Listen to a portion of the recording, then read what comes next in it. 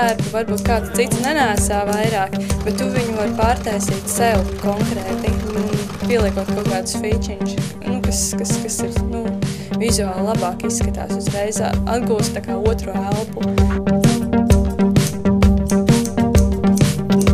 Uz papīra izliekot, tas ir pilnīgi savādāk. Tad, kad tu sāc maketēt, tad, kad tu sāc tā kā uz cilvēku izjust, tas ir savādāk.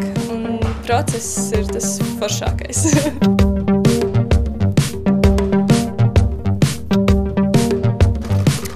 Koku vilna, kaut kas ir no lina, velvets. Sintētika man īpaši nepatīk. Kā materiāls es viņu neuztveru.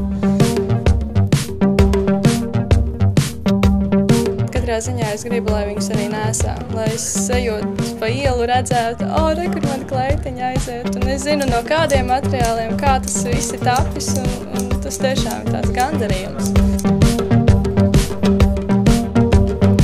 Vai no tevis arī varētu sagaidīt nākotnē FIP iedvesmotas lietas? Es domāju, ka jā, noteikti.